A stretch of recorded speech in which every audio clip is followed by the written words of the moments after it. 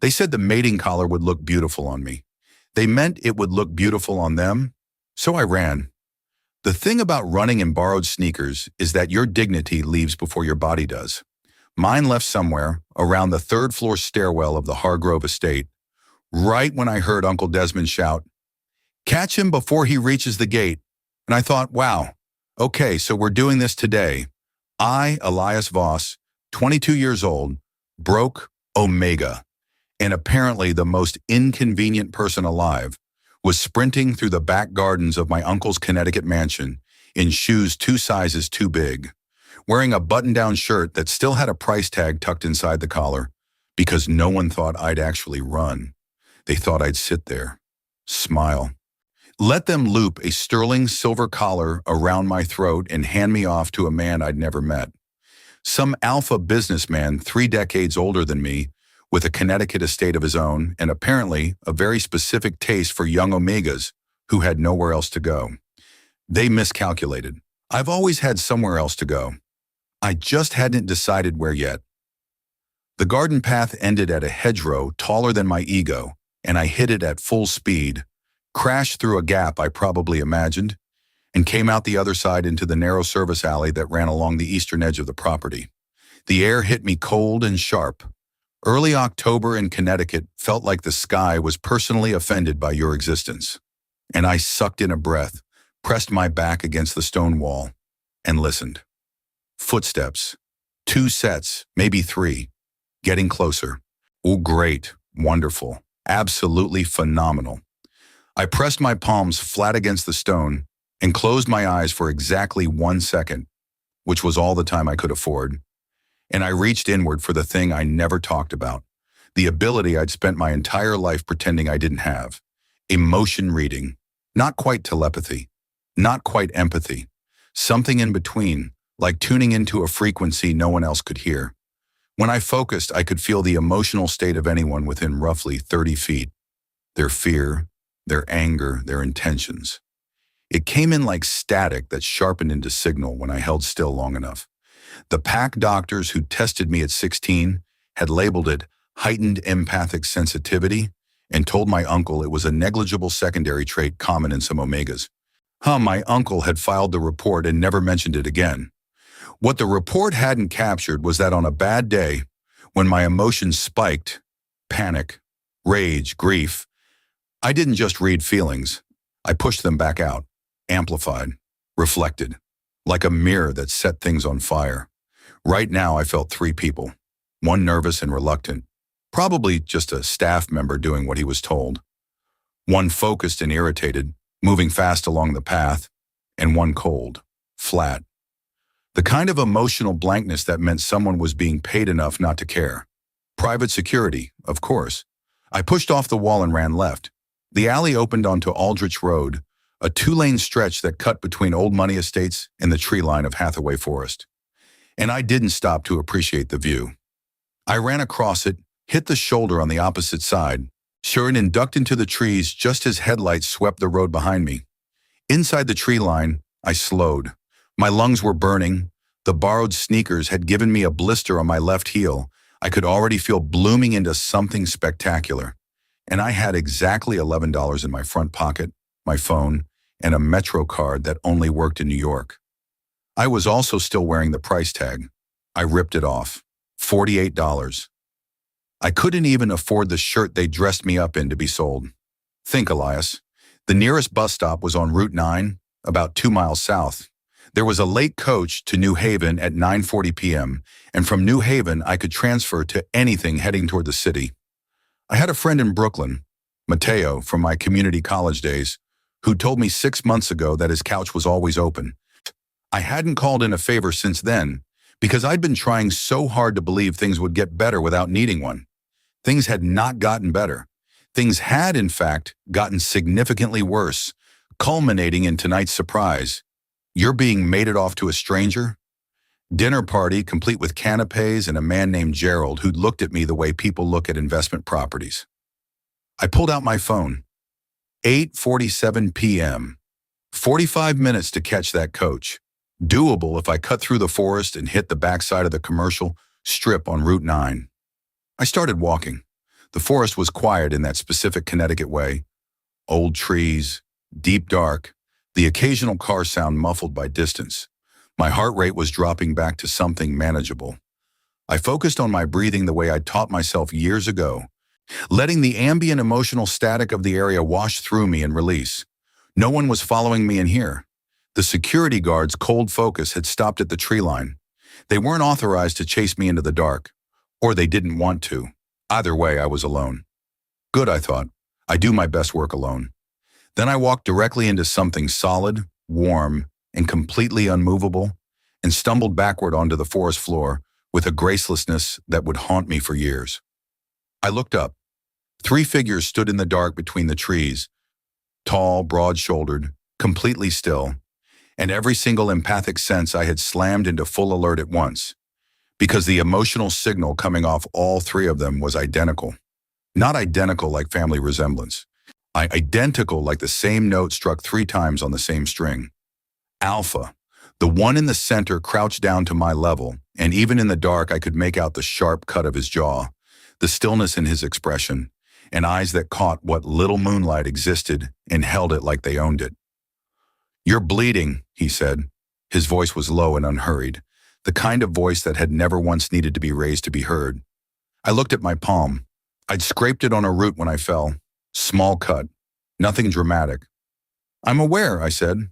"Thank you for the update." The corner of his mouth moved. Not quite a smile. Something more dangerous than that. Behind him, one of the other 2 exhaled through his nose, somewhere between amusement and disbelief. And the third one hadn't moved at all. Just stood there watching me with an expression I couldn't read, even with my ability firing on all cylinders, which was unsettling in a way I planned to examine later when I wasn't sitting on the ground. "You came from the Hargrove property," the crouching one said. It wasn't a question. "I went for a walk," I said, "in the dark, through a restricted forest, with a price tag on your collar." I'd missed one. Wonderful. I pulled it off with what I hoped was dignity. "I'm very spontaneous."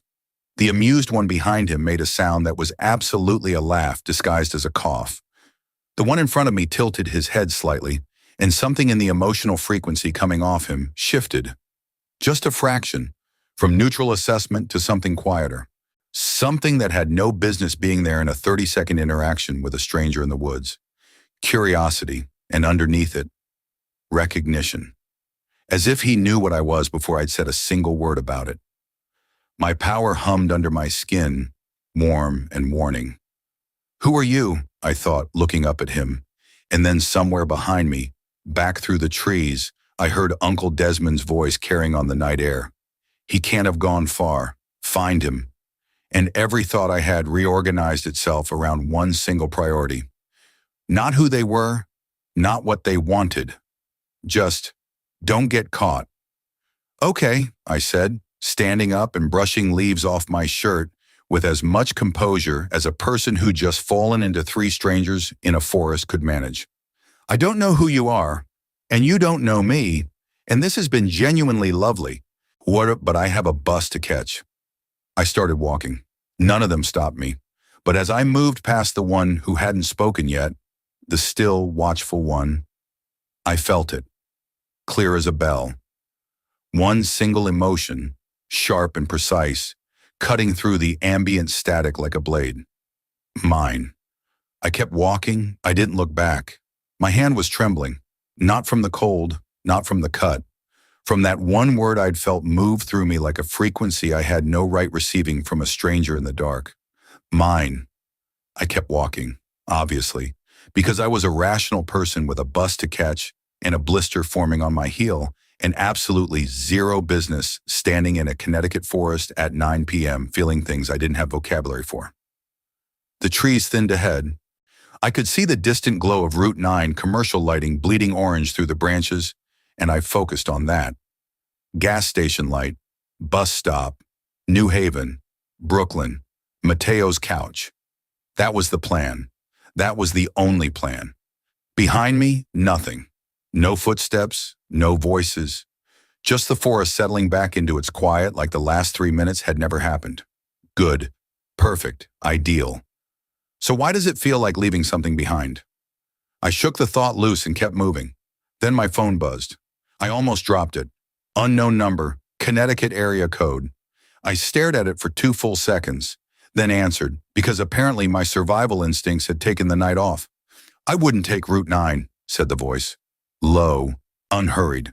The same voice that had told me I was bleeding like it was a casual observation about the weather. When I stopped walking. How do you have this number? Your phone screen was visible when you checked the time. I have good eyes. That's either impressive or deeply alarming, and I haven't decided which. Your uncle has 2 men stationed at the bus stop on Route 9. They've been there since 8:30. I closed my eyes. Of course he had, because Desmond Hargrove had not built his reputation as a man who let things slip away from him by being careless. I opened my eyes. And you're telling me this because? A brief pause, not hesitation, more like consideration. Because you look like you knew what you were doing, he said, and it would be a waste. Something warm moved through my chest that I immediately categorized as irrelevant. A waste of what? Yeah, exactly. That's a longer conversation. I don't have time for longer conversations. I have a bus to catch. A different bus, apparently. Now that mine is compromised, thanks for that update. Genuinely, very helpful. But also, I'd like you to never call this number again. There's a service road, he said, like I hadn't spoken, that runs north of the forest line and connects to the Millbrook Transit Hub. 30-minute walk.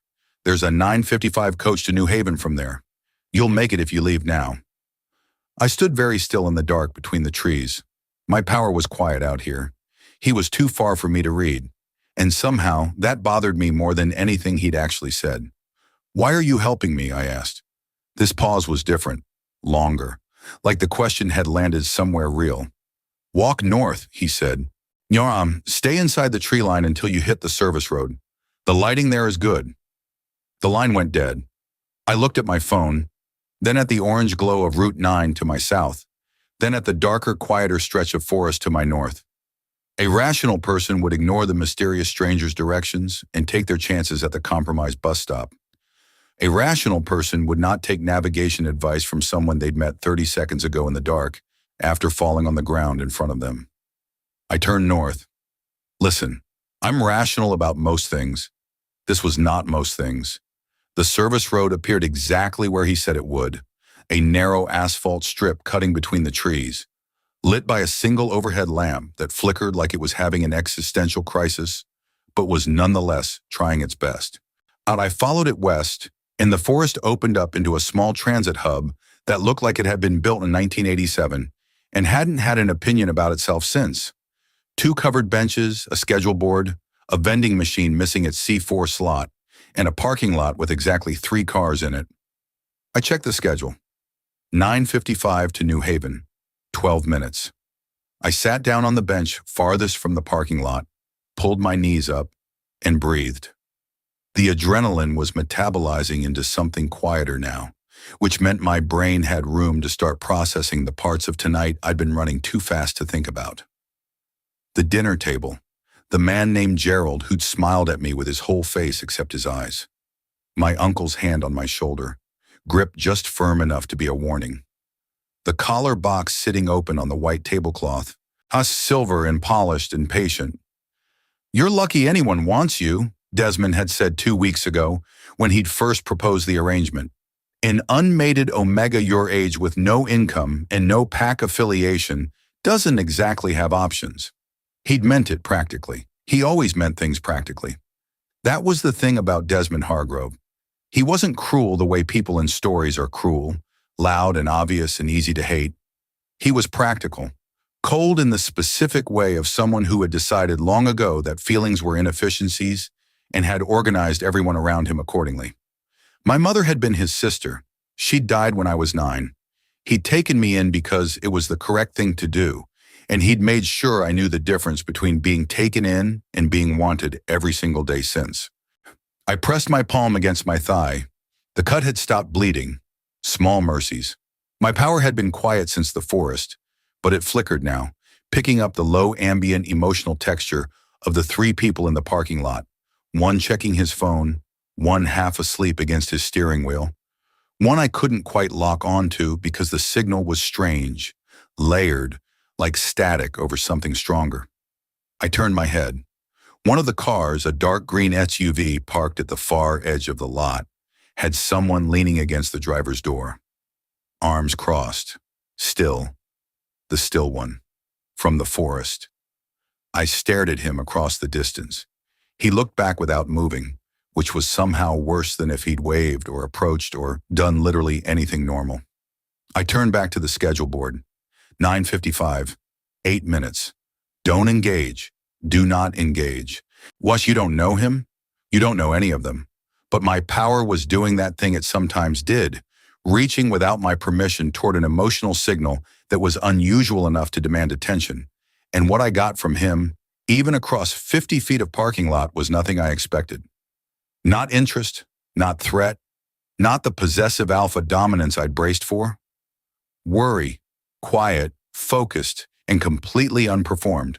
The kind of worry that didn't need an audience. He was worried about me, a stranger, in a parking lot, who had followed me through a forest and guided me to a bus stop and was now standing in the cold, watching to make sure I made it. I did not know what to do with that information, so I did what I always did with information I didn't know how to process.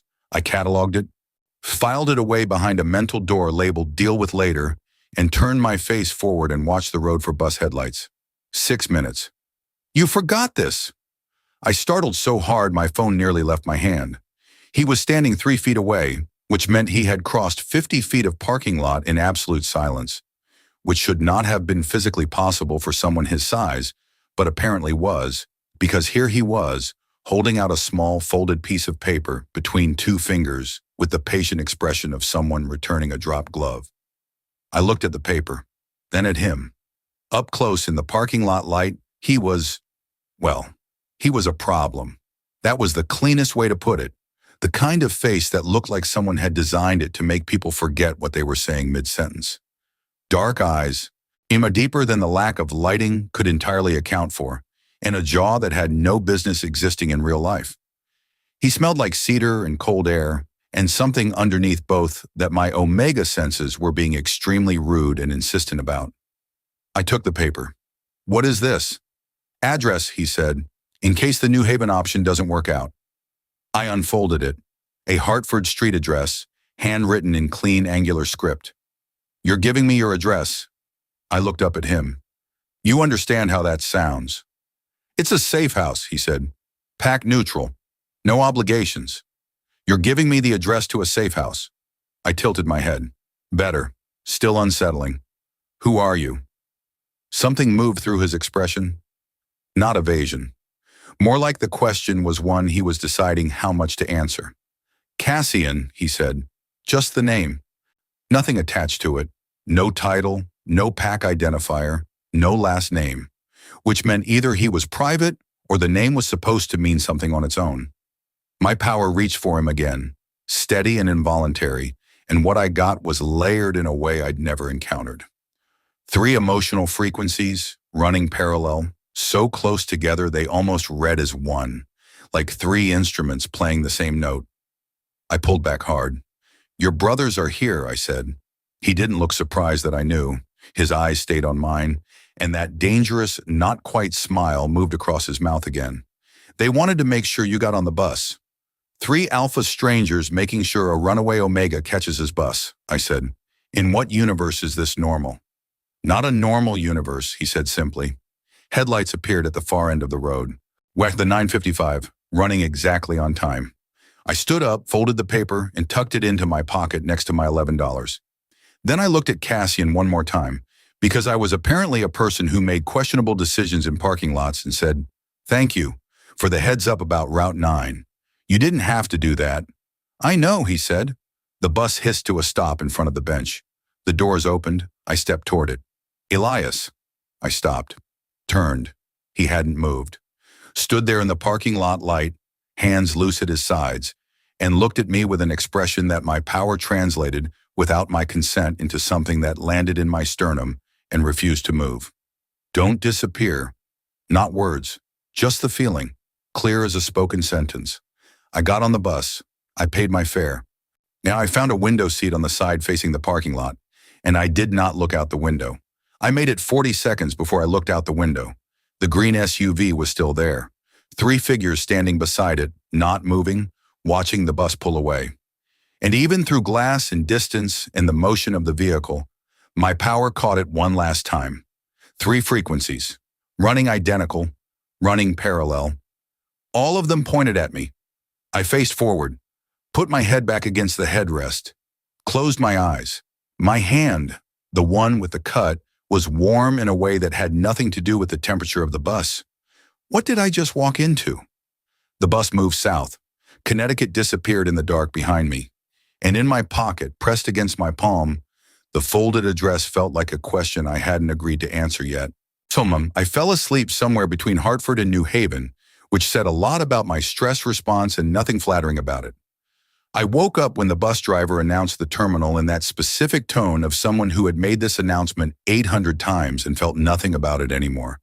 And I sat up straight, checked my pocket for my phone and my $11 in the folded paper, confirmed all 3 were present, and stepped off into the New Haven terminal at 10:43 p.m., feeling like a person who had survived something, but wasn't sure yet what to call it. The terminal smelled like floor cleaner and vending machine coffee, and the particular sadness of late-night public transit, and I stood in the middle of it for a full 30 seconds, just breathing, letting my power settle into the ambient emotional texture of the space.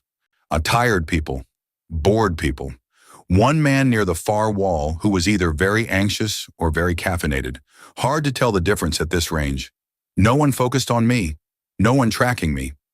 I exhaled, then I called Mateo. It rang 4 times, and I was already composing an apology for the voicemail when he picked up with a voice that sounded like it had been asleep for 2 hours and was not happy about being woken. Eli, it is 11 o'clock. Technically 10:53. Why? I need the couch. A pause, the sound of rustling. Then with the specific resignation of someone who had been my friend long enough to know that my crises arrived without warning and at inconvenient hours. How long? Few days, maybe a week. I'll explain when I get there. Are you in trouble? I thought about the dinner table, the collar box, poor Gerald's smile, 3 figures standing in a parking lot watching a bus pull away. Define trouble, I said. Elias, I'm fine. I'll be there by 1. Don't wait up. He made a sound that was not agreement, but also was not refusal, which was the closest Mateo ever got to unconditional support. And honestly, it was enough. I hung up, bought a water bottle from the vending machine with 2 of my $11 because my body was apparently staging its own separate protest, and found the transfer board. There was a coach to New York Penn at 11:15. I had 20 minutes. I sat down, drank half the water, and made the mistake of actually thinking about Cassian, about the way he'd crossed a parking lot in silence and held out a folded piece of paper like it was nothing. Like strangers handed each other safe houses addresses every day. Was like it was a completely reasonable thing to do, and I was being unusual for finding it unusual. About what I'd felt from him, that worry, clean and quiet and real, about the 2 brothers I'd barely seen, one amused, one completely unreadable. 3 identical frequencies running through my power like harmonics, which had never happened to me before in 22 years of accidentally feeling everyone around me, whether I wanted to or not.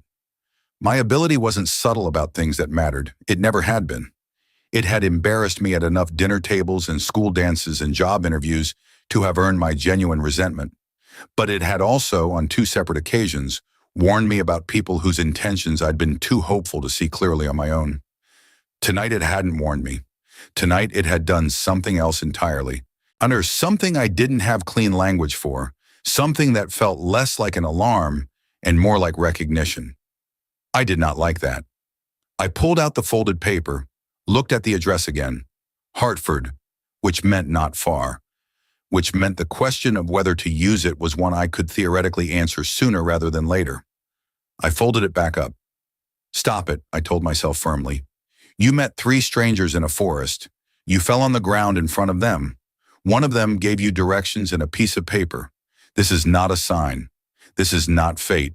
This is just a night that got weird, and now you are going to Brooklyn to sleep on Mateo's couch and figure out the rest of your life from a position that does not involve Connecticut. Very reasonable, very rational, excellent self-talk. The 11:15 to New York pulled in 2 minutes early, which felt like the universe offering a small apology for everything else, and I got on and found a window seat and watched New Haven slide away into the dark. I didn't sleep this time. I watched the highway and thought about practical things. I had $11 minus $2 for the water, so $9 to my name. I had my phone, which had 40% battery and no charger. I had the clothes on my back, which were not my clothes, and somewhere in the Hargrove estate there was a bag with 2 changes of actual clothing, my sketchbook, and a library book that was due back in 5 days that I was absolutely not going to be able to return on time. The library book bothered me more than it should have. I had no job currently because the cafe I'd been working at in Bridgeport had closed 6 weeks ago, and the replacement job at the print shop had lasted exactly 3 weeks before the owner, a beta named Connors, with very specific ideas about how Omegas should present themselves in a workplace, had made it clear that my continued employment was contingent on things I was not going to do. I had left. Connors had seemed genuinely surprised, which told me everything I needed to know about Connors. So, $9, dead-end job market, no permanent address, and an uncle who had decided that the most efficient solution to the problem of me was to attach me to a wealthy alpha who would make me someone else's logistical concern, and somewhere in Hartford, an address on a folded piece of paper. I was not going to use it. The coach pulled into Penn Station at 12:48 a.m., and I took the A train to Brooklyn because I still had my MetroCard, and at least one thing in my life was working, and I buzzed Mateo's apartment at 1:09 a.m., and he let me in without a word and pointed at the couch, which already had a blanket on it, which meant he'd put it there before I arrived, which meant he was a better friend than I deserved. "Food in the fridge," he said, already moving back toward his bedroom. "Tell me everything tomorrow." "Tomorrow," I agreed. He paused in the doorway, looked back at me with the specific expression he used when he was deciding whether to push. "You okay?" I sat down on the couch, pulled the blanket over my lap, considered the question with actual honesty for approximately 3 seconds. "I will be," I said, which was different from yes, but was the truest thing I had. Mateo nodded once and disappeared. I sat in the dark of his apartment and listened to Brooklyn settle around me, taxis and distant music and the specific hum of a city that didn't stop for anyone's crisis, and I let my power go quiet. Let the ambient noise of other people's feelings drain away until it was just me and the dark and the sound of my own heartbeat. My phone buzzed. Unknown number. Same Connecticut area code. I stared at it. My thumb hovered. I answered. "I know. I know." "You made it." Not a question. His voice was quieter now, like he was somewhere still. "Were you tracking my bus?" I asked. "The 11:15 from New Haven arrives Penn Station at 12:40 average. It's 1:11. A pause. "You took the subway." "A train?" Probably."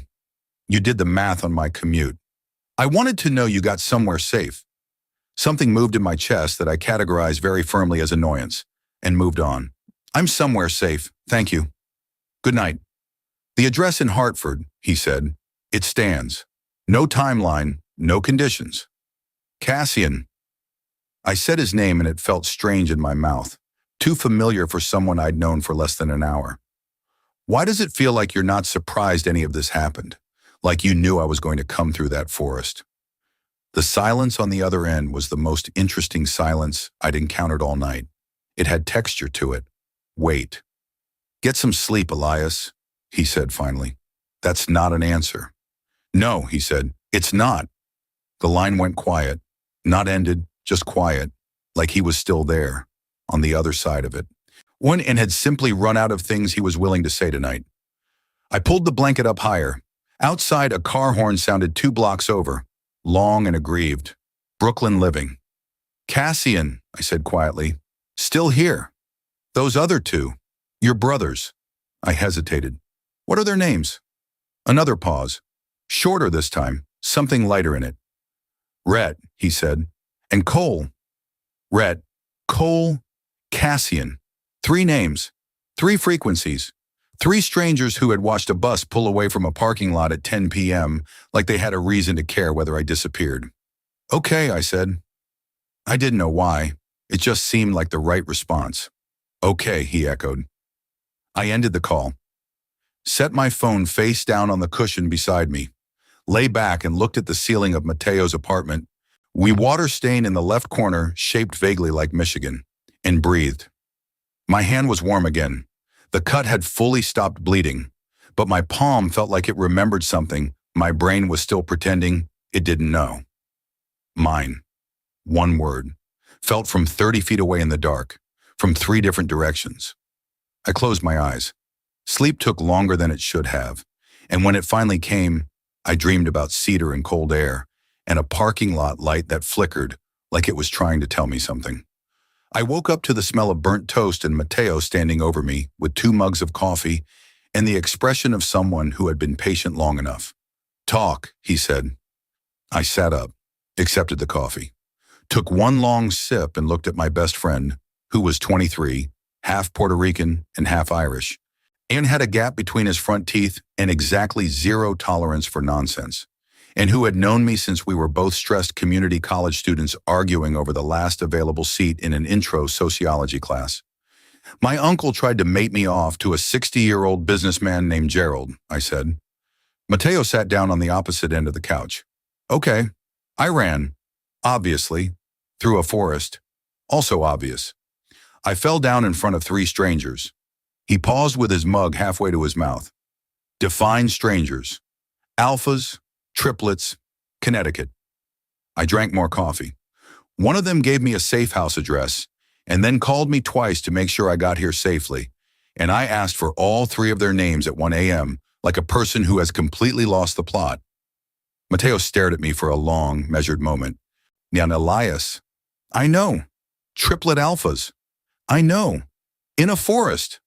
Mateo, I am aware of how it sounds. He set his mug down, pulled 1 knee up onto the couch and turned to face me fully with the energy of someone preparing to deliver a verdict. Tell me about the one who called. Cassian, I said, and immediately wished I hadn't said it quite that easily because Mateo's eyebrows moved in a way that communicated volumes without a single word. Cassian, he repeated. He has good eyes. He clocked my phone screen from 30 feet away in the dark. Romantic. It was practical. Sure. Mateo picked his mug back up. And the other 2. Rhett and Cole. I didn't really meet them. One laughed at me and one didn't move the entire time. Which one didn't move? I thought about it. The stillness. The unreadable signal. The one whose emotional frequency had been the strangest of the 3, layered and dense and impossible to fully lock onto, even when my power was running clean. Cole, I said. I didn't actually know which one had been which, but the name landed right when I said it, some instinct filing it into the correct slot, and I left it there. Mateo nodded slowly. So what are you going to do? I'm going to find a job, stay here for a few days, figure out a plan that doesn't involve Connecticut or Gerald or my uncle. And the safe house address? I looked at the folded paper sitting on the edge of the cushion where I'd left it the night before. In the morning light of Mateo's Brooklyn apartment, it looked smaller, less charged, just paper with handwriting on it. I'm not using it, I said. Last Mateo made a sound into his coffee that I chose not to interpret. I showered, borrowed a clean shirt from Mateo that was 2 sizes too big and said Yale across the chest in letters that felt personally mocking given my current academic and financial situation, and spent the next 3 hours sitting at Mateo's kitchen table with my phone and a determination to solve my life through the power of job listings. The results were not inspiring. Barista positions that required open availability I didn't have because I didn't have a fixed address to build a schedule around. Warehouse work in Jersey that paid well but required a car I didn't own. A data entry position in Midtown that wanted 2 years of experience for a role that involved typing numbers into a spreadsheet, which felt aggressive. One promising cafe in Park Slope that was hiring, actually close, actually reasonable, and I drafted an email to them that I felt quietly good about. My phone buzzed, not an unknown number this time, A number that had saved itself by sending me a follow-up text at some point during the night that just said, Cassian, in case you needed the name attached. The text now said, how's Brooklyn? I looked at it, then at my job application email, then back at the text. How are you finding my location? I typed back. 3 dots appeared immediately. You mentioned the A train. There are 4 logical Brooklyn stops from Penn given the time you arrived. I guessed.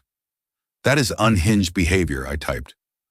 Probably, he replied without any apparent concern. I put the phone down, picked it back up. I'm fine, stop doing math about my commute. Sorry, Rhett wants to know if you eat breakfast. I stared at that sentence for a long moment. Why? He cooked too much. It's a problem he has. Your brother cooked too much, and your solution was to text the Omega you met in a forest 12 hours ago. You have a better idea for the eggs? Despite everything, despite all of my excellent rational decisions and firmly held intentions, I laughed, out loud alone in Mateo's kitchen, at my phone, like a person who was absolutely not in any danger of making questionable choices. Mateo appeared in the kitchen doorway, looked at my face, looked at my phone, and said nothing. He just poured himself more coffee and took it back to his room with the dignity of a man who had decided this was not his problem. I typed, eat the eggs yourself. Cassian replied, already did. Rhett made more. When I put the phone face down on the table and went back to my job application. I sent the email, spent another 40 minutes applying to 2 more positions, drank a second cup of coffee, ate a bowl of cereal that Mateo had left on the counter because he knew me well enough to know I wouldn't make food for myself without prompting. My phone buzzed 3 more times. I did not look at it immediately. I waited a mature and reasonable 5 minutes. The first was Cassian. There's a job posting at a design firm in Hartford, entry level. They take portfolio submissions. The second was a number I didn't recognize with a Connecticut area code, which sent a bolt of cold through me before I read the message. This is Rhett. Cassian said you're looking for work. I know a guy who runs a print studio in New Haven. Good people. Just saying. When the third was another unknown Connecticut number. Cole. Don't stress about the uncle. He won't find you. I sat very still and looked at all 3 messages in sequence. They had coordinated. 3 separate people had picked up 3 separate phones and decided, apparently without irony, to send a runaway Omega they'd met in the woods employment advice and reassurances about his estranged family member. I typed into the group because at some point while I wasn't paying attention, they had apparently added themselves into a thread. How do you know he won't find me? Cole replied first, which has surprised me. Just 3 words. We made sure. A cold that had nothing to do with temperature moved through me. I did not know what that meant. I did not know if I wanted to know what that meant. I typed, what does that mean? So Cassian, it means you have time. Don't worry about the details. The details are the part that matter, I sent back. Rhett apparently had strong opinions about this.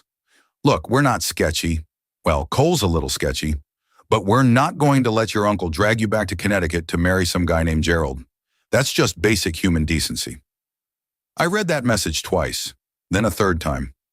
How do you know his name was Gerald? I typed very carefully. A pause, longer than any of the previous ones. Cassian, get some fresh air, Elias. Which was not an answer, which was in fact the opposite of an answer, which meant there was an answer they were choosing not to give me yet, which meant there was something they knew that I didn't, and my power, even at this distance, even through a phone screen, Masha was picking up something it had no business detecting. The emotional texture of that non-answer felt like a door they hadn't decided whether to open yet. I was still staring at the screen when Mateo came back into the kitchen, looked at my expression, and set a fresh cup of coffee in front of me with the quiet efficiency of a man who had seen me reach this specific crossroads before. You're going to Hartford, aren't you? He said. I'm not going to Hartford, I said. Elias, I have a job application pending. You're going to Hartford. I wrapped both hands around the coffee mug, looked at the message thread on my phone, looked at the folded address still sitting at the edge of the table where I'd carried it without thinking from the couch to the kitchen. Like my hands had made a decision my brain hadn't ratified yet. I just want to know what they know, I said. Mateo sat down across from me. He looked at me for a long, steady moment, with the expression he reserved for when he was about to say something true that I wasn't going to enjoy hearing. "You felt something," he said, not accusing, just accurate. I opened my mouth, closed it. My power didn't lie. That was the thing I'd learned to live with over 22 years of carrying it. It exaggerated sometimes, got overwhelmed sometimes, mistranslated sometimes. But it did not manufacture feelings that weren't there. What I'd felt from Cassian in that parking lot had been real. What I'd felt from Cole in the forest, that single clean frequency of mine, had been real. What I'd felt from Rhett's laugh, bright and warm and unguarded, had been real. 3 different people, 3 different textures. Oh, all of them pointed in the same direction. "I felt something," I admitted quietly into my coffee. Mateo nodded once. "Then go find out what it means." "That's terrible advice." "Probably," he said, in an echo that hit me somewhere strange. "But you're going anyway." I looked at the folded address. I looked at my phone. I looked at the ceiling of Mateo's kitchen, which had a water stain shaped like something I didn't have the bandwidth to identify right now. Then I picked up the address and typed into the thread, "Fine, I'll come see the place. One time. No obligations, you said." Cassian's reply came in under 10 seconds. "No obligations. Rhett, I'll make lunch." Cole said nothing, but a minute later, a single period appeared in the thread. Just a dot. Like punctuation at the end of a sentence he hadn't written yet. My power caught something faint and distant and impossible. The barest edge of an emotion from a direction that made no physical sense. Relief. Quiet and deep and very carefully hidden.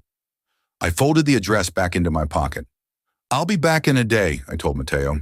He handed me a phone charger without looking up from his own screen. "Take this, and Eli." I paused. "Be careful," he said. "Not because they seem dangerous." He glanced up. "Because you don't." I didn't answer that. I just tucked the charger into my pocket next to the address and walked to the door. Outside, Brooklyn was doing its regular Brooklyn thing, noise and motion, and the specific smell of a city that had never once in its life slowed down for anyone. I stood on the stoop for a moment and let it wash over me. Then I pulled up the directions to Hartford and started walking toward the subway. The trip from Brooklyn to Hartford took 2 hours and 14 minutes, 1 subway ride, 1 train, and 1 ride share from the Hartford station to the address on the folded paper, which turned out to be a residential street in the West End neighborhood, tree-lined and quiet. The kind of block that had old houses with wide porches and the particular stillness of a place that had decided long ago it wasn't interested in being rushed. The house itself was a large craftsman style, dark green with stone detailing, set back from the sidewalk behind a yard that had actual mature trees in it. Not a mansion, not a packed compound, just a big, solid, well-kept house that looked like it had been standing long enough to have opinions. I stood on the sidewalk in front of it for a moment. My power was already picking up signals from inside. 3 of them, distinct and familiar now in the way that frequencies become familiar after you've tuned into them once. Cassian somewhere near the back of the house, steady and focused.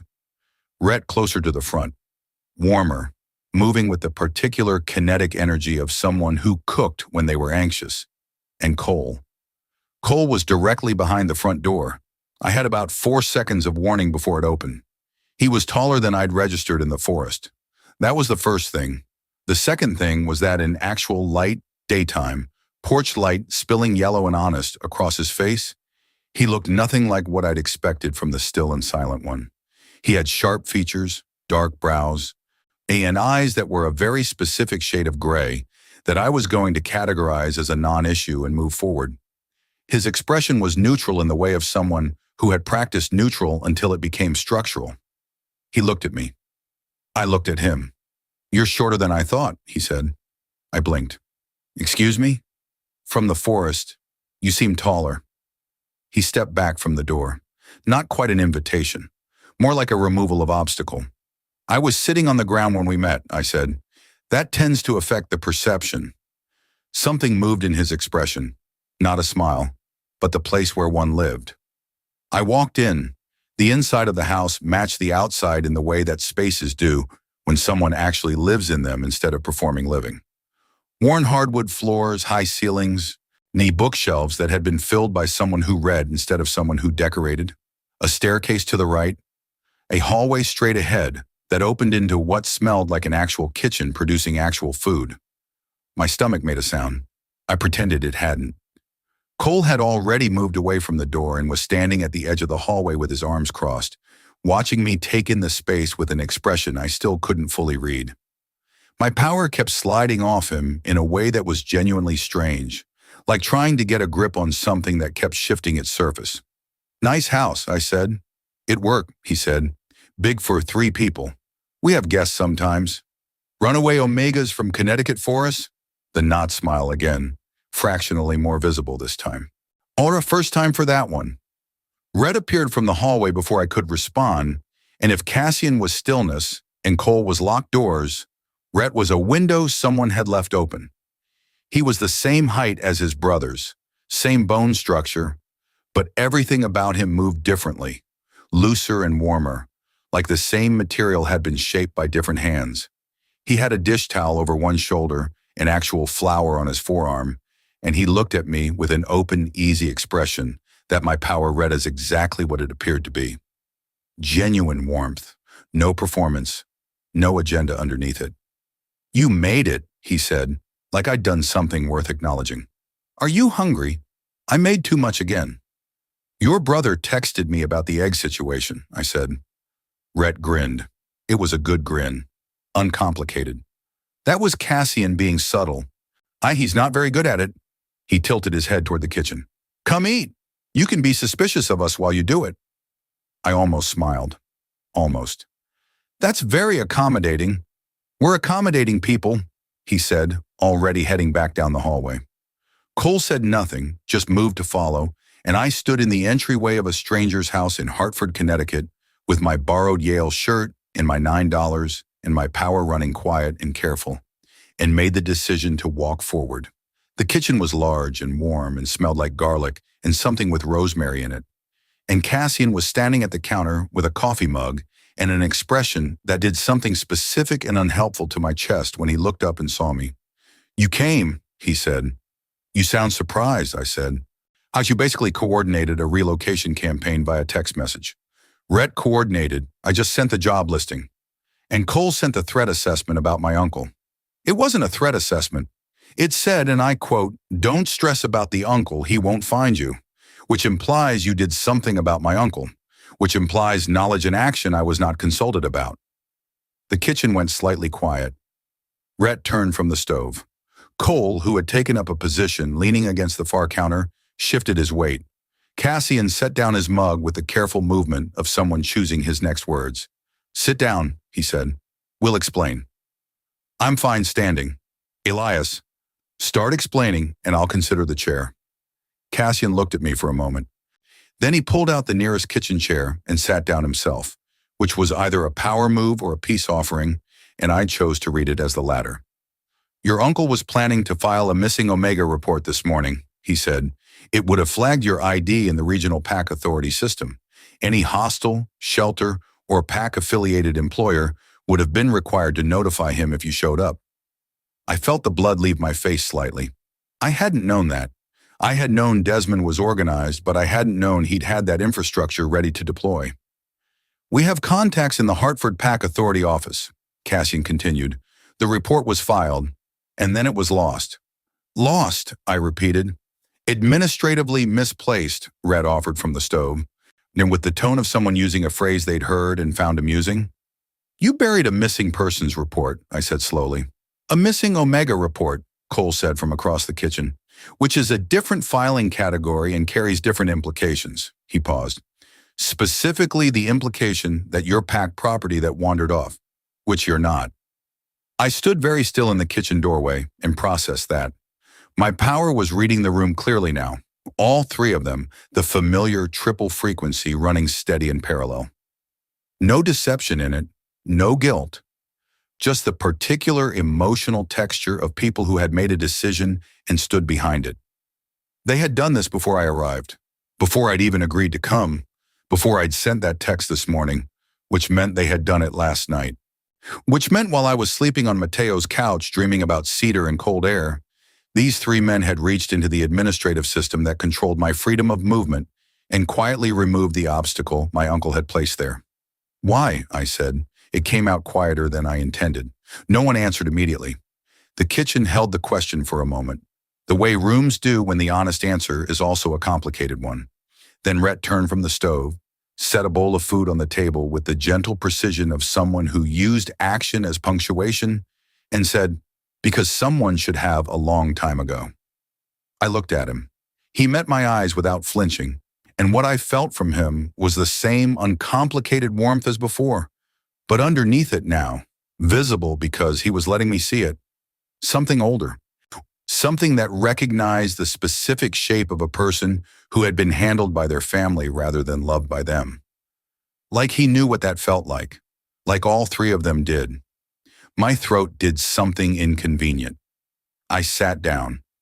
I ate the food, which was genuinely excellent.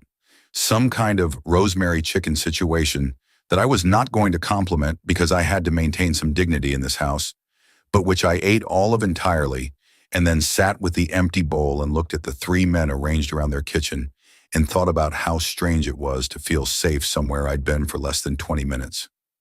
My power was quiet, not suppressed, quiet.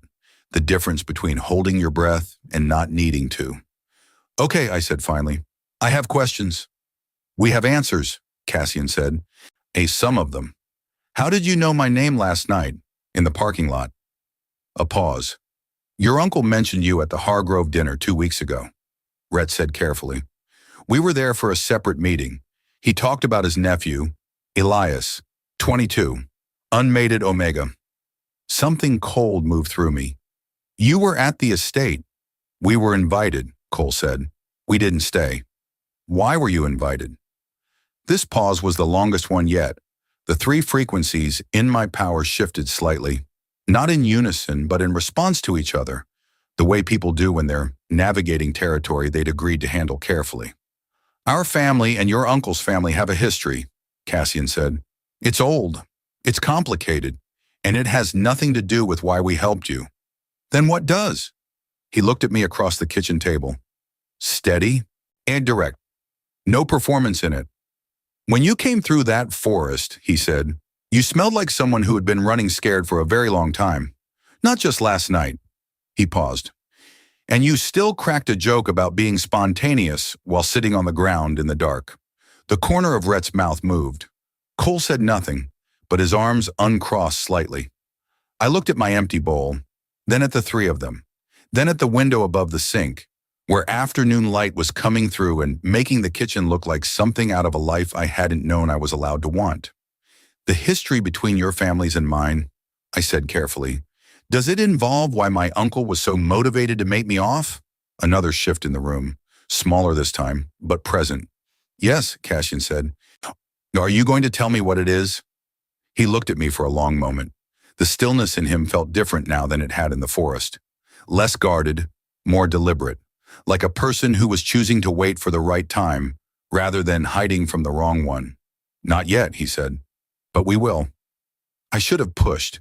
I should have demanded the full answer right then, should have used the leverage of being a stranger in their house who owed them nothing and could walk back out the door. Instead, I heard myself say, "Okay, but I want the whole story, not the version you decided I can handle." Something shifted in Cassian's expression then. Not surprise exactly, more like relief, the same deep, quiet relief I'd felt from Cole through my phone screen this morning, settling into something visible. "The whole story," he agreed. Rhett was already clearing the bowl. Cole had moved to the window. The afternoon light shifted, and for one strange, unasked-for moment, the kitchen felt like somewhere I had been before, not in memory, in something older than that. My power hummed under my skin, warm and waiting, and for the first time in longer than I could easily calculate, I didn't try to make it stop. The afternoon stretched in that unhurried way that afternoons do when nobody has anywhere urgent to be and everyone is pretending that is entirely normal. Rhett washed dishes with the focused energy of someone who processed emotions through domestic tasks, which I recognized because I did the same thing. Cole had moved to the living room at some point without announcing it, which appeared to be simply how Cole operated, presence and absence without ceremony. Cassian stayed at the kitchen table with his coffee, which had to be cold by now, and didn't push conversation, which I appreciated more than I was going to say out loud. I sat with the quiet and let my power do what it wanted for once instead of managing it. What it wanted was to map them, all three. Not intrusively, not the deep, targeted reading I used when I needed information, just the ambient version, the way you learn a room by sitting in it long enough. Three frequencies, distinct but harmonically related, like they shared a root note. Cassian was the steadiest signal I had ever encountered in a person. Not flat, not suppressed, just genuinely still at his center, the way old trees are still. Underneath the stillness was something that had been worn smooth by a long time of carrying weight, patient and careful, and not entirely without sadness. Rhett ran warm and quick, emotions moving through him fast and clean like weather. Nothing stuck or hidden. The warmth I kept reading off him was real, not performed, and what sat underneath it was a protectiveness so instinctive he probably didn't think of it as a choice. Cole was still the difficult one. His signal kept doing that shifting thing, layers over layers, like he had built his emotional life in strata and was not in the habit of letting anyone near the deeper ones. What I could read was sharp and precise. He felt things the way a blade was sharp, concentrated and exact. Three completely different people who somehow read as the same person when you step back far enough. I was still sitting with that when Cassian said, without looking up from his mug, "You've been reading us for the last 20 minutes. I did not startle. I was very proud of myself for not startling. "I don't know what you mean." "Your expression goes slightly unfocused when you're doing it," he said, "and you keep looking at the living room doorway when Cole moves." I looked at him. He looked back, unhurried, no accusation in it. "Most people can't tell," I said carefully. "Most people aren't paying attention." I leaned back in my chair and crossed my arms and decided that if he was going to be direct, then I could be direct. "How long have you known that you're an empath?" He tilted his head slightly. "Since the forest, your scent changes when you're actively reading. There's a particular note to it." "My scent changes." I processed that.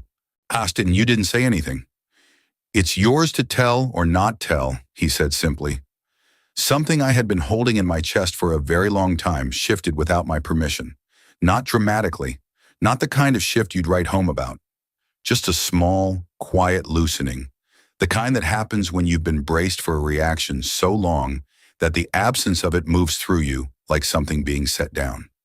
Most people who found out about my ability had one of three responses. Discomfort, the sense that they'd been invaded even though I never targeted anyone intentionally. Curiosity that immediately became either exploitative or clinical. Or fear, the specific fear that came from suddenly not knowing what I'd already seen in them. Cassian had responded with the information that my scent changed and the position that it was mine to discuss on my own timeline. I did not know what to do with that. "Rhett knows too," I said, not a question. "Yes. Cole knew first," he said. "He's sensitive to abilities. He has one of his own." I went very still. "What kind?" Cassian's mouth curved slightly. "That's his to tell." "Fair. Annoyingly fair." "And you and Rhett?" "Rhett has an enhanced scent range, roughly 4 times the average alpha sensitivity. He can read emotional states through scent the way you read them through empathy." A pause. "And me." He stopped there, picked up his cold coffee, drank it anyway, which said something about him I filed away without knowing what category it belonged in yet. "You don't have to tell me," I said. I know." He set the mug down, looked at it for a moment. "I feel the pack bond," he said quietly. "Not just ours. Any bond within range. Mate bonds, pack affiliations, broken bonds. I feel them the way you feel emotions. Weight and direction and whether they're healthy or not." The kitchen was very quiet. "That sounds like a lot," I said, because it did. "It is sometimes," he said, in the tone of someone who had made peace with a thing without pretending the peace had been easy. And then, because my power was running open and unguarded, and he had just told me something true, I felt it. Not the ambient reading, the specific, targeted truth of what was happening in his chest right now in this kitchen. He was scared, not of me, not threatened or defensive. The particular fear of someone who is standing very close to something they want and is not sure they're allowed to want it. My throat felt strange. I looked at the table. Elias? His voice was quieter than usual. I looked up. He was watching me with that stillness, that deep, patient stillness. And what his face was doing was something I didn't have clean words for. Like a door that had been closed for a very long time had been opened just 1 inch, and the light coming through it was more than he'd expected. You said you wanted the whole story, he said, about our families. I did say that. Some of it is going to be hard to hear. I've heard hard things before. Not this specific kind, he said. Then he stood up from the table, carried his mug to the sink, rinsed it with the focused calm of someone giving themselves a moment to organize thought into language, and turned around. Your mother, he said carefully, didn't die of an illness. The floor did not move. Rooms don't actually shift when something detonates inside them. That's just how the body reports it. But my hands were flat on the table, and I was suddenly aware of every point of contact I had with the physical world. What? I said. Her name was Vera, he said. She was 26 when she died, and she was the pack-bonded Omega of the Wren pack, which is our family's original affiliation, before the split. I heard the words. I processed the words. I did not have the capacity in the specific moment to respond to the words. She left the pack when you were 3, Cassian continued, his voice steady and careful. Not detached, careful, the way you carry something fragile. Not voluntarily, she was removed. Your uncle facilitated it. He had the bond records altered so that her pack affiliation appeared to have been dissolved by mutual consent. Stop, I said. He stopped. My power had done something I had never experienced before. It had gone completely silent. Not quiet, silent. Like every empathic receptor I had simply stopped functioning, overwhelmed or self-protecting or both. I sat in the silence of my own ability and looked at the kitchen window and breathed. My mother, Vera Voss, who had smelled like lavender and who had read to me in a low voice and who had died when I was 9, of what my uncle had told me was a cardiac condition, which the death certificate had confirmed, which I had never had any reason to question because I was 9 years old and nobody gives a 9-year-old reasons to question a death certificate. Who altered the record? I said. My voice came out very level. I was impressed by it under the circumstances. A pack authority administrator who was financially connected to your uncle, Cassian said. He's been dead for 6 years. The paper trail is old, but it exists. How do you know all of this? Because the Wren pack has been looking for you since you were 3 years old, he said. And when our father mentioned Desmond Hargrove's nephew at the dinner 2 weeks ago and said his name, Rhett looked up the records that night. From the living room, I heard absolutely nothing. Cole was in there. Cole, who had known first, who had told me not to stress about my uncle, who had sent one period into a text thread as the entirety of his contribution, and somehow I had felt relief from it. The relief made sense now. He had known what they were bringing me toward. He had felt something about it that warranted relief. My power came back online slowly, cautiously, like something testing weight on uncertain ice. Cassian was still at the sink, still watching me. The fear in him was different now. Not the fear of wanting something, but the fear of having broken something without meaning to. The whole story, I said quietly. Yes, he said. There's more. Yes. I pressed my palms flat on the table, felt the grain of the wood under my hands, focused on it. Okay, I said, but I need 5 minutes first. He nodded immediately. No argument, no hovering. He just straightened up from the sink and walked toward the hallway door and paused with his hand on the frame. Elias, he said. I looked at him. She was loved, he said. In the pack. Before. She was very loved. My throat closed entirely. He left the kitchen. I sat alone at the table in the afternoon light, with the smell of rosemary still in the air, and my power running silent and careful through a house that suddenly felt less like a stranger's home and more like a location in a story I had been living without knowing the title of. Outside the window, a bird was doing something cheerful and completely unbothered in one of the yard trees, which felt cosmically inconsiderate. I put my face in my hands. 5 minutes. Then I was going to walk into that living room and sit down across from 3 alphas who apparently knew more about my own life than I did, and I was going to get every single answer. But for 5 minutes, I allowed myself to just feel it. My mother, Vera, loved. The word moved through me like light through a crack, and I let it. Then I stood up. Not because 5 minutes had passed. Exactly 2 minutes and change had passed, and my body had made a unilateral decision that sitting was no longer an option because sitting was what you did when you were processing, and I was done processing and ready to move into the part where I did something with what I now knew. I walked into the living room. Cole was in the armchair by the window, one ankle crossed over his knee, a book open in his lap that he was not reading. So he looked up when I came in. His expression did its usual thing of communicating nothing legible on the surface, while my power caught the layers underneath it. He had been waiting, not impatiently, just waiting, the way someone waits when they know a conversation is coming and have already decided what they're willing to say.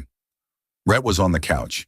He had stopped pretending to be busy at some point and was just sitting with his forearms on his knees, looking at me with that open face and the kind of focused attention that meant he had been listening to every sound from the kitchen through his enhanced range and had a fairly complete picture of where I was emotionally. Cassian was standing by the far wall with his arms at his sides. The stillness in him was different now. Less the natural stillness of his baseline, and more the deliberate stillness of someone holding themselves carefully. I stood in the doorway and looked at all 3 of them and said, "Tell me the rest." Nobody argued about the order of it or whether I was ready. Cassian sat down on the couch beside Rhett, and Cole closed his book, and I sat in the remaining chair, and that was how it started. "Your mother left the Wren pack when you were 3, Cassian said. "What I told you in the kitchen is accurate, but there's a part before that." "Before the removal," I said. "Before the removal," he folded his hands. "Your mother was pack bonded to our father." The room did not change. Light kept coming through the windows the same way it had been. The bird outside was still doing its cheerful, unbothered thing. None of the physical facts of the world shifted. And yet, "Say that again," I said very quietly. "Your mother and our father were bonded," Rhett said gently from the couch. "Not mated, pack bonded, which in the Wren structure meant a level of commitment just below a mating bond. They were together for 4 years before your uncle intervened." I looked at Rhett, then at Cassian, then at Cole, who was watching me with those layered gray eyes and the expression of someone who was braced to catch something if it fell. "Your father," I said. "Marcus Wren," Cassian said. The name meant nothing to me. That was the strange part. Somewhere in a life I had been living without its full context, that name had been relevant, and I had not known it existed. "My uncle broke up a pack bond," I said. "He did more than that," Cole said. It was the most words he had said at one time since I'd arrived, and the quality of his voice saying them made my power spike involuntarily. Clean, cold fury, deeply contained, years old. "He went to the pack authority with fabricated evidence that your mother had violated pack law. Specific violations that, under the Wren Charter at the time, required immediate removal and bond dissolution." "What kind of violations?" I said. "Unauthorized ability use," Cole said, "against pack members." My power went very quiet. Unauthorized ability use. I looked at my hands on the arms of the chair. My hands that had been warm since the forest. My hands that had been trembling in a parking lot from one word felt across 50 feet of dark. "She was an empath," I said. Not a question.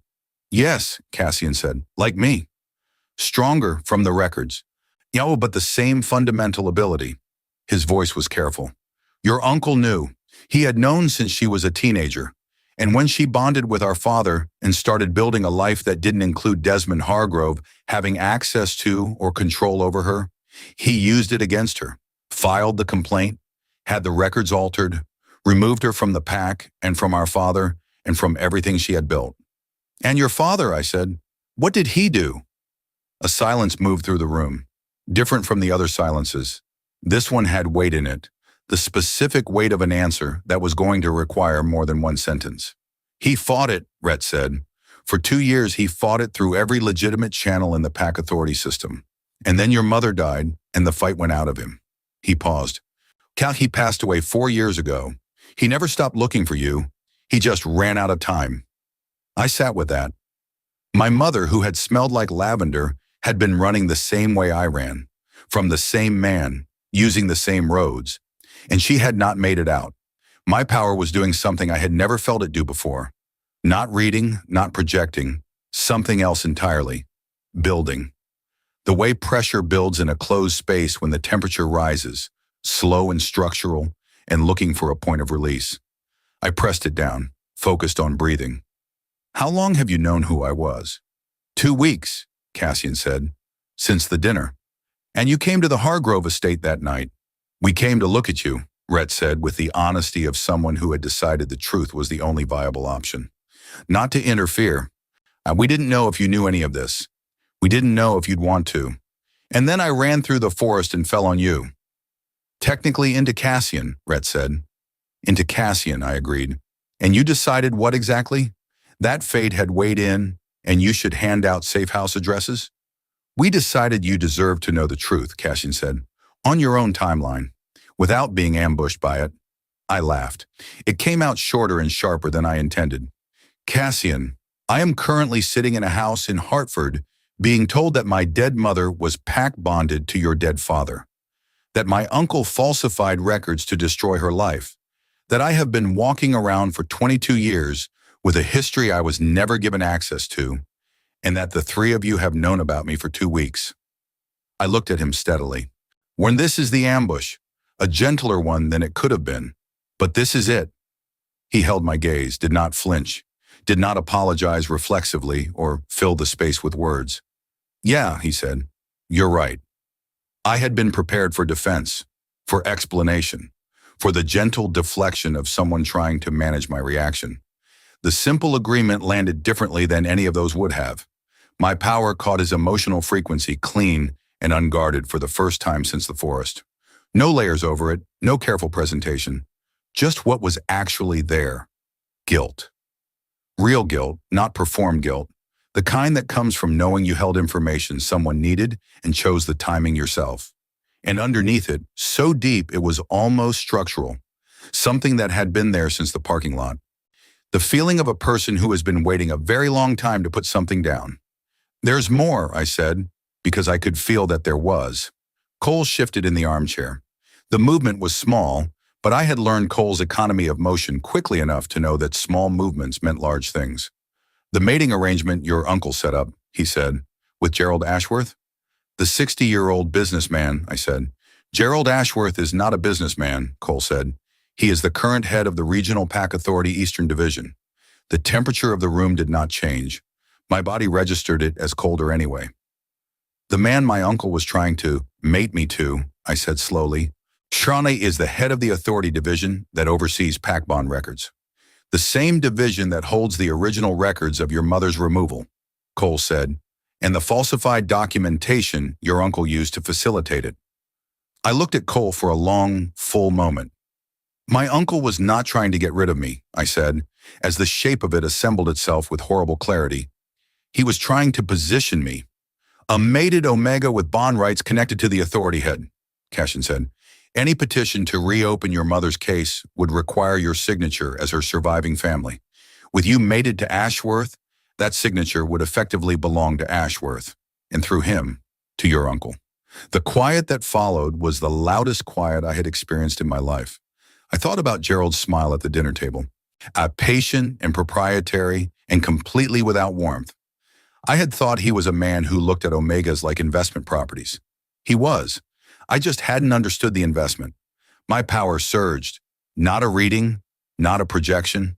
The full force of what it became when my emotions stopped being manageable and started being something else entirely. I felt it move through me like heat through metal, fast and structural, and I clamped down on it with every practiced reflex I had because I was in someone else's house and I was not going to lose control in someone else's house. The effort of it left my hands shaking on the armrests. Rhett noticed. He was already leaning forward. Elias, I'm fine, I said. You're not fine, he said without judgment, and you don't have to be. Rhett, I looked at him. When if you say something kind to me right now, I am going to lose it in this living room, and I would really prefer not to do that. He closed his mouth.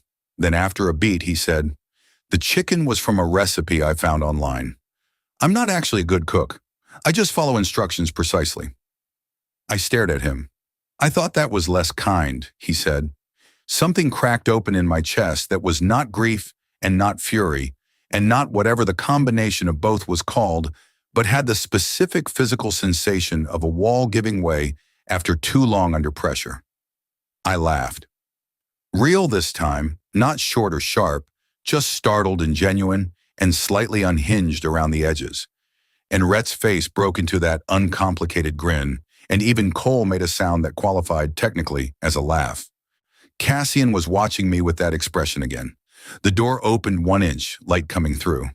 I got myself back under control, breathed, pressed my palms flat on my thighs and felt the shaking in my hands and decided it was allowed. "Okay," I said. "Here is what I want." All three of them went attentive without moving, a quality of focus that was distinctly alpha and would have been intimidating from people I trusted less. "I want the record," I said. "The original ones, the falsified ones, everything your family held about my mother's case." I looked at Cassian. "You said the paper trail exists." "It exists? Then I want it. I want to see everything my uncle buried." I paused. "And then I want to figure out how to use it." Cole's eyes sharpened. Rhett's expression went from warm to focused in the clean transition of someone who had just shifted from comfort mode to operational mode. Cassian said, "We can do that."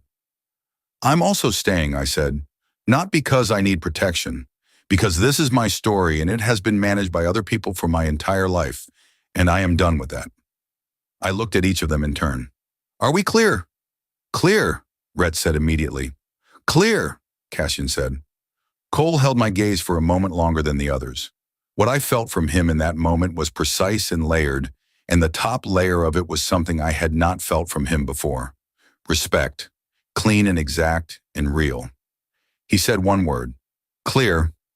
Outside, the bird had finally stopped its cheerful commentary.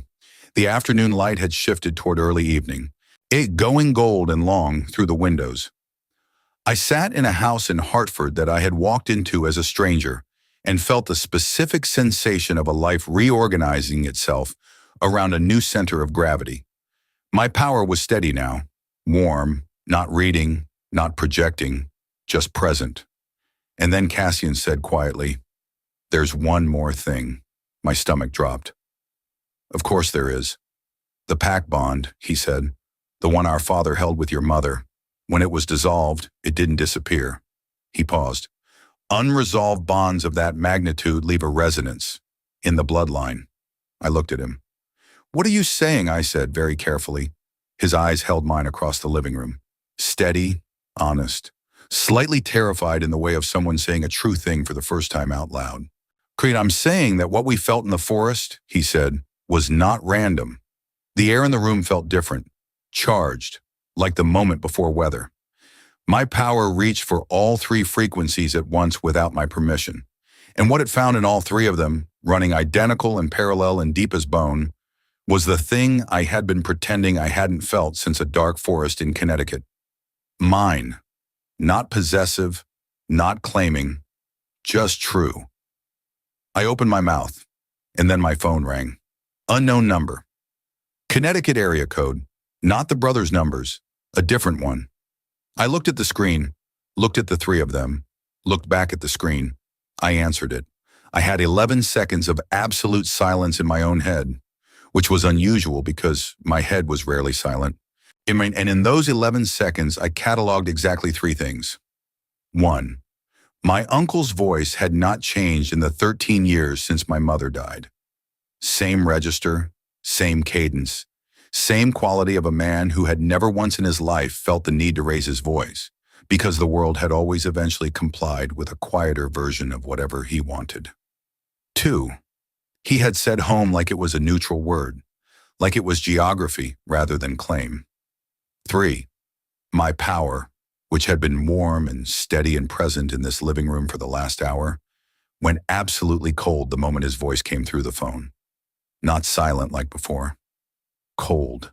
The specific cold of an ability that recognized a source of damage and was orienting toward it. All three of those things happened in 11 seconds. On the 12th second, I said, "That's interesting. I don't have a home in Connecticut." A pause, brief and controlled. "Don't be dramatic." "I'm not being dramatic. I'm being accurate. I lived in your house. That is not the same thing, and you have always known that." Cassian had gone completely still across the room. Rhett was watching me with focused attention, his enhanced range almost certainly picking up everything coming through the phone. Cole had set his book down with the precise quiet of someone clearing space for what was coming. "You left in the middle of a dinner," my uncle said, "in front of guests. Do you understand how that reflects on this family?" "Deeply," I said. "I spent a lot of time last night thinking about your feelings about that. Approximately none of the time, but a lot of it." Another pause, longer, the kind that meant he was recalibrating approach. "But Elias," his voice shifted into the register he used when he wanted to sound reasonable, patient and slightly disappointed, like a man who had done his best with difficult material. "I understand you were startled by the arrangement. That was my fault. I should have introduced Gerald more gradually." "His name in your mouth right now is genuinely impressive," I said. "Gerald Ashworth is a respected man with significant connections who is willing to offer you a stable future.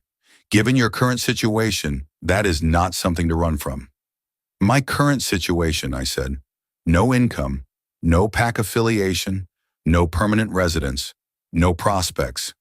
He said it the same way he always had, practically, like he was reading a balance sheet, like he was doing me a favor by being honest about the numbers. I had heard that list my entire life. Someone had let it sit in my chest like ballast, the weight that kept me from floating too far into wanting things I wasn't supposed to want. And for most of my life, it had worked. It had kept me practical, careful, grateful for the roof that wasn't really mine, and the meals that came with conditions attached. My power built in my sternum, quiet and structural and enormous. "Desmond," I said, and his name felt like a decision. "I know about the Wren pack." The silence that followed was a different species from the ones before it. Not controlled, not recalibrating. Genuine. For 3 seconds, my uncle had no prepared response. 3 seconds. In 22 years, I had never once rendered Desmond Hargrove temporarily speechless. It felt like cracking a window in a room that had been sealed for decades. "I don't know what you've been told," he said finally, and his voice had changed. Not much. Just enough for me to hear what was underneath the control for the first time. Something tight. Something that had been managed for a very long time. "I've been told everything," I said. "The pact bond, the fabricated violations, Gerald Ashworth's position in the authority division that holds the original records. All of it. Whoever told you that has an agenda." "Everyone has an agenda, Desmond. Yours was just pointed at my mother and then at me." I paused. "She deserved better than you." A long silence. Longer than the others. "Come home," he said. Quieter now. The patience thinner. "We can discuss this properly. Whatever you think you know can be addressed." "No," I said. "Just that. Clean and without hesitation." "Take Elias." "No," I said again, because it felt worth saying twice. "I'm not coming back. Not for the dinner you didn't finish. Not for Gerald and his authority connections. Not for the version of my life you decided was appropriate." I felt my power move through my chest like a tide finding its level. "I'm going to get the records, and I'm going to use them, and there is nothing practical about that for either of us, but I find I can live with it." "You don't have access to any record," he said. The patience was fully gone now, replaced by something colder and more honest. "You are an unmated Omega with no pack standing and no legal representation and no resources? What exactly do you think you're going to do?" "I think I'm going to figure it out," I said. "I've been doing that my whole life. I'm quite good at it." Cassian stood up from the couch. He crossed the room in 4 steps and held out his hand for the phone with an expression that was the clearest I had seen on his face since the forest. Not dominant, not taking over, asking. I looked at his hand, looked at his face. I gave him the phone. He put it to his ear. "Desmond."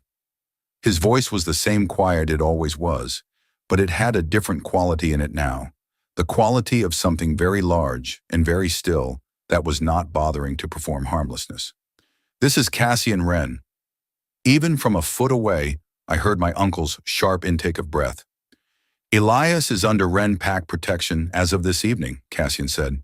Any petition, legal or administrative, directed at him will be answered through our family's legal representation. When any attempt to file pack authority claims against him will be contested with the full documentation of the Elias Voss case, which we have held for 11 years and have been waiting for appropriate grounds to submit. A pause. I trust that's clear. He handed the phone back to me. The line was dead. My uncle had hung up. I stared at the phone, then at Cassian, who had returned to his position without ceremony, like announcing Wren pack protection over the phone was simply a thing that had needed doing and was now done. 11 years on, I said. Our father started compiling the documentation before he died, he said. We continued it. You've been waiting 11 years to use it. We were waiting for you, Rhett said, from the couch, simply. I sat down on the floor, not dramatically. My legs just made a unilateral decision, and the floor was where I ended up, back against the armchair, phone in my lap, staring at the middle distance of the living room. Nobody told me to get up. Cole moved from his chair to the floor with the unhurried ease of someone who had decided proximity was appropriate and was not going to make a production of it. He sat beside me with his back against the same armchair, close enough that his shoulder was an inch from mine, and said nothing. Rhett dropped down on my other side with slightly less elegance and slightly more warmth, close enough that I could feel the heat of him, and also said nothing. Cassian remained on the couch. When he leaned forward with his forearms on his knees and watched me with the expression of a man who had said everything he had to say and was giving me the space to catch up. I sat between Cole and Rhett on the floor of a living room in Hartford and felt my power map the room with quiet, unhurried honesty. Cole's frequency was fully visible for the first time. No layers presenting first. Just what was underneath all of them, the thing he kept so precisely managed that I doubted many people had ever read it. Fierce and specific and years old. He had grieved my mother's absence from the pack. He had been a child when it happened, and he had grieved it, and he had carried it forward into the kind of controlled silence that was just grief that had learned to be functional. Rhett's frequency was warmth and something it took me a moment to identify because I had not encountered it often enough to recognize it on first contact. Hope. Current, present tense hope. Not the desperate kind, but the steady kind.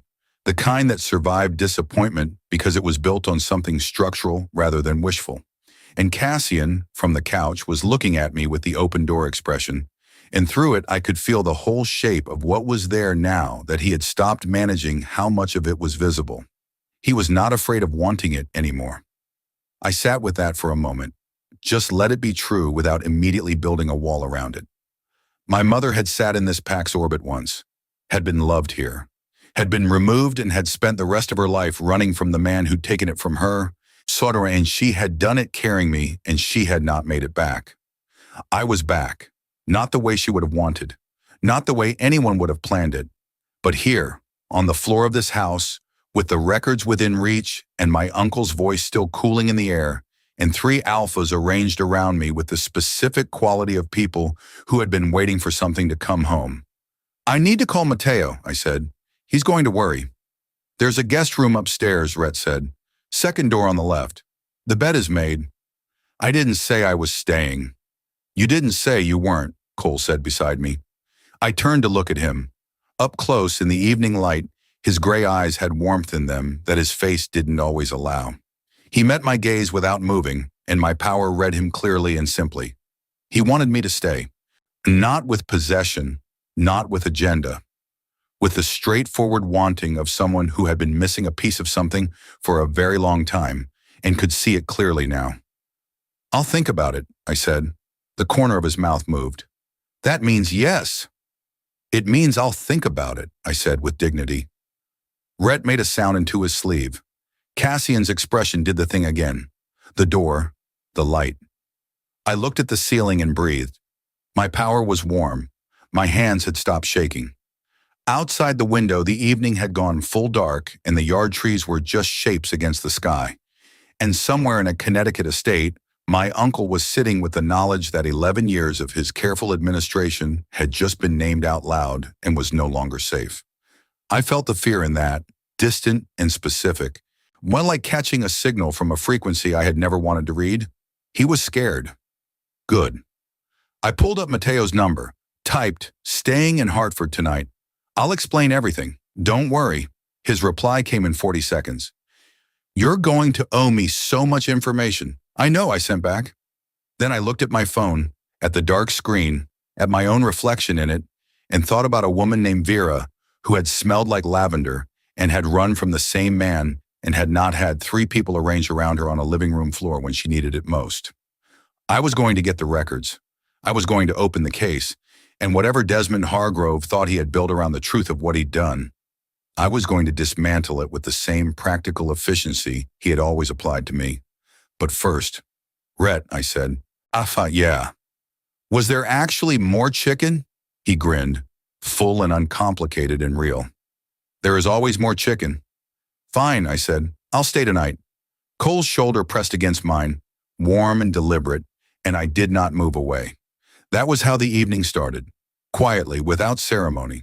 The way things that matter most tend to start, not with thunder, but with a shoulder pressed against yours on a living room floor, while the dark settles outside and someone offers you chicken. Rhett made good on the promise. He disappeared into the kitchen with the focused energy of someone who expressed care through feeding people, which I was choosing not to find endearing and was failing at completely. Cole stayed on the floor beside me until I stood up. And when I did, he unfolded himself from the ground with that economic grace and moved toward the kitchen without comment, like the moment had been complete, and he knew it. Cassian waited until the others had moved, and then looked at me from the couch with the open-door expression that had been getting progressively harder to look at without feeling things I was supposed to be managing. "You okay?" he asked. "I have been significantly more okay," I said honestly, "but I think I'm getting there." He nodded once, like that was enough, like getting there was a perfectly acceptable place to be. I called Mateo from the guest room while Rhett finished cooking, sat on the edge of a bed that had clean sheets and a window that looked out over the dark yard, and told my best friend everything. The pack bond, my mother, Gerald Ashworth. On the records, the phone call with my uncle. Mateo was quiet through most of it, which was how I knew he understood the weight of it. When I finished, he said, "Elias?" "I know," I said. "Your whole life," he said. "He knew your whole life." "Yes." "What are you going to do?" I looked at the window, at the dark trees in the yard, at the reflection of myself in the glass, sitting in a house I had walked into as a stranger and was leaving, at least in some important internal way, as something else. "I'm going to do what my mother couldn't," I said. "I'm going to finish it." Mateo was quiet for a moment. Then, "You sound different." "Different how?" "Like you." A pause. "Like the version of you that isn't managing everything." I didn't have an answer for that. And so I just said goodnight and sat with it for a moment before going back downstairs. Dinner was the 4 of us at the kitchen table, and it was, despite every reasonable expectation, not awkward. Rhett talked with the easy energy of someone for whom silence was optional, filling the space with the kind of conversation that didn't demand anything from anyone, stories about the house and the neighborhood, and the time Cole had allegedly reorganized every cabinet in the kitchen at 2 in the morning without telling anyone, and then denied it was unusual behavior. Cole's expression during this story was magnificent, completely neutral, entirely unconvincing. "I had a system," he said. "You had a crisis," Rhett said pleasantly. "Those are sometimes the same thing," I offered. Rhett pointed at me with his fork. "Arrow, I like him." "You like everyone," Cassian said. "I like good people," Rhett said, with the serene confidence of someone who had never once doubted his own judgment and had so far been rewarded for that. I ate the food, which was excellent again despite Rhett's disclaimer about only following instructions, and sat in the warm light of a kitchen that smelled like rosemary and felt like somewhere that had been lived in with intention, and let myself be present in it without cataloging all the ways it was temporary. It was enough for tonight. Tonight it was enough. After dinner, Cassian spread the documents on the living room table. Not all of them. A selection, the core records, the original Wren pack bond registration with my mother's name on it, the fabricated violation complaint in my uncle's handwriting. On the administrative record showing the falsification and a legal brief his family's attorney had prepared 11 years ago and updated 3 times since, waiting for the moment it could be filed. I stood over the table and looked at my mother's name in official ink for the first time in my life. Vera Elaine Voss, Omega, PAC bond registration, Wren. Date of bond, March 14th. My birthday was March 14th. I pressed my fingers flat against the edge of the table. She registered the bond on the day you were born, Cassian said quietly from beside me. Our father said she wanted it official before anything else. She wanted you to come into the world knowing you were claimed by something good. My throat did what it did. I let it. She sounds like someone I would have liked, I said when I could. From everything our father said, Rhett said from across the table, she was exactly like you.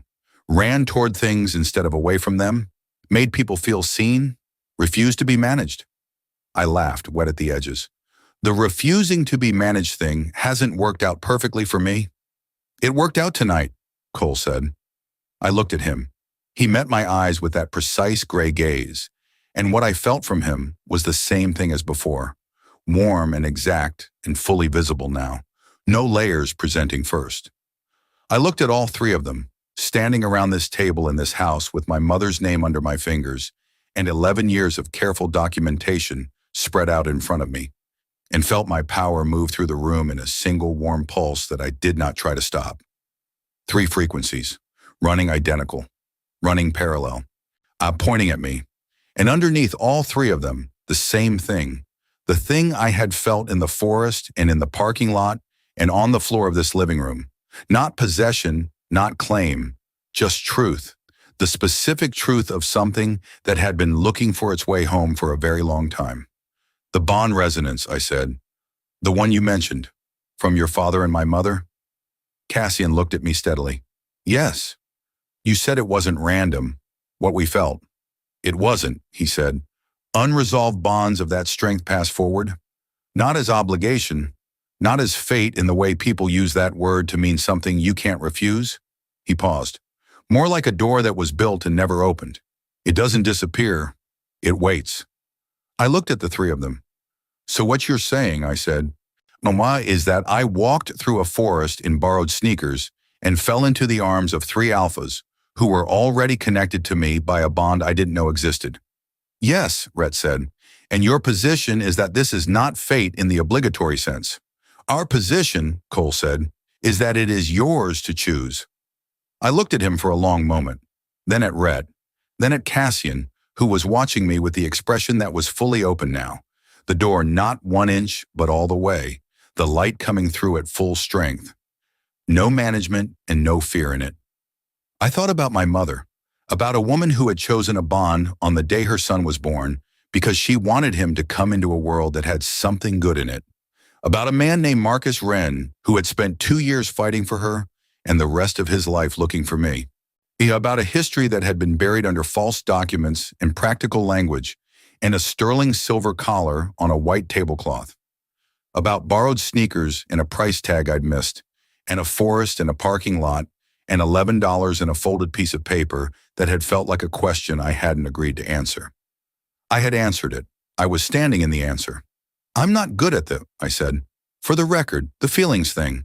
I can read everyone else's perfectly, and I manage my own extremely poorly. We know, Rhett said warmly. I'm just saying. If I'm slow about it, that's why. We have time, Cassian said, simple and certain and completely without pressure. I looked at him, then at Cole, whose shoulder had been warm against mine, and who reorganized cabinets at 2 a.m. and felt things with the concentrated precision of a blade, and was looking at me right now, with all of it fully visible. Then at Rhett, who cooked too much and talked when rooms were quiet and had hope built into his structure like load-bearing material. 3 completely different people who read as the same note when you step back far enough. My mother had loved the pack these men came from. I thought I understood why. Okay, I said. Cassian's expression did the thing, the full thing. Not just the door, the whole room behind it, warm and real and patient, and not at all what I'd expected from the still and silent man in the dark forest, who had crouched to my level and told me I was bleeding. "Okay," he said back. Rhett made a sound of profound satisfaction and immediately moved toward the kitchen. "I'm making coffee. This feels like a coffee moment." "Everything is a coffee moment to you," Cole said. "I contain multitudes," Rhett said, already disappearing down the hall. Cole looked at me. Something shifted at the corner of his mouth, the not smile fully arriving for the first time, and it changed his whole face into something that my power read as uncomplicated and genuine and worth waiting for. "Welcome home," he said quietly. Not a claim, not a declaration, just true.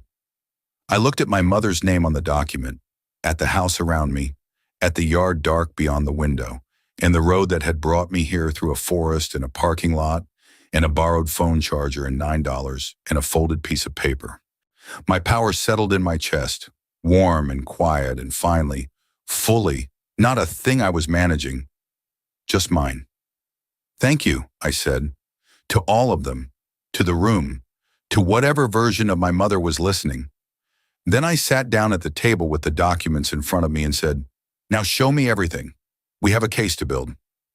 And Cassian smiled, not the almost smile, not the door opened an inch expression, the real one. It was, as I had suspected it might be, a significant problem for my composure. But I was beginning to think that was okay. Some problems were worth having. Outside, the yard trees moved in the October wind, and the house held its warmth. And somewhere in the story of a woman named Vera, who had run and loved and lost, her son sat surrounded by the people she had once called home. And this time, nobody was going anywhere.